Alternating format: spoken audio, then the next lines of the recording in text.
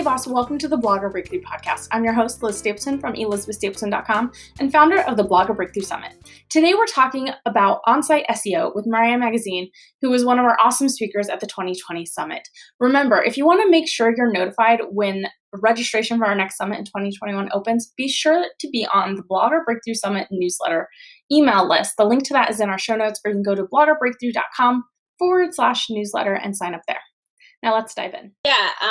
So let's go ahead and dive in because we're going to be discussing things you can do and some quick fixes you can even do for on-site SEO. But let's start off because I think some people may be confused. What is on-site SEO versus, off-site SEO, I guess? Okay. Yeah. So on-site and off-site, it can also be referred to as like on-page and off-page. So on-page SEO is more so the things that you have control over. It's the things on your website specifically. It's those SEO titles, the meta descriptions, your content itself, like your blog posts. It's all of those things. And then offsite actually has more to do with like the promotion of your website and kind of like how authoritative Google sees you. So it's like getting backlinks and things like that. Yeah. It's like how your the authority, your reputation, your online reputation, how Google sees that. So people don't realize that is a whole other piece to the puzzle. So many people focus on, like, when you mention SEO, everybody's like, keywords. Yeah. Keywords, content. Great. Wonderful. Writing blog posts is probably one of the best ways to grow your SEO and your search rankings, and you do have control over that. The other huge powerhouse in terms of like growing your SEO and getting better rankings is that offsite SEO. And I've noticed being in the online space that like a lot of people aren't actually talking about that. They're not talking about like the promotion of your blog posts, because that has something to do with it too. So it's like you spend all of this time creating these blog posts and getting them perfect, making sure that like your keyword is in your title and you're mentioning it here and, all of these really great things, but nobody's seeing it. Yeah. So it's like, how much is it really helping your SEO? And that's because you're missing that off-page SEO portion, that promotion part. So I always tell my clients that you should be spending twice as much time promoting your content as you do creating it. Yep. And a lot of people are like, wait, what? Yeah. You know what I mean? Like there was always that. It's like the 80-20 rule.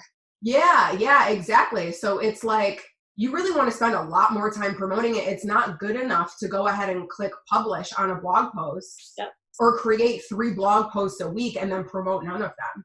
And then expect your SEO rankings to skyrocket. It's like, nobody's seeing this. There's so much content out there that like, you have to take it from like a more strategic point of view. It's like, how do I get people to see this content? So that's like the biggest difference between on-site and off-site. Yeah. And we do have sessions on promoting with social media and things. So definitely check those out for sure. Ooh, yeah, so that's super helpful. Yeah. So one of the things, like when I first started blogging, I was told, okay, use Yoast, right? I was like, okay. And I like would try to make the light screen, and I mean, that's a whole nother story. But then it wasn't until like way later that I was like, oh, there's like settings, and all of my freebies are totally searchable in Google, which is not what I want, Yeah. So can you kind of share sort of, Yoast and what similar plugins like that can do in terms of things you can adjust to make sure Google's finding what you want it to find and how you can tell if it's not? Yeah, for sure. Okay, so the biggest thing that I want to mention about Yoast is that at the end of the day, Yoast is a tool. Yeah.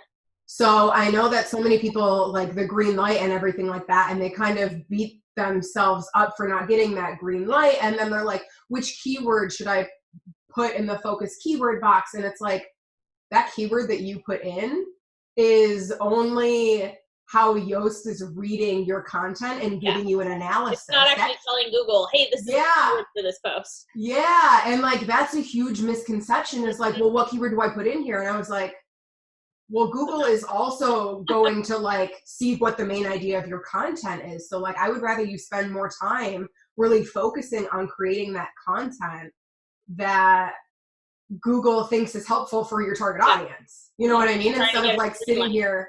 Yeah. What was that?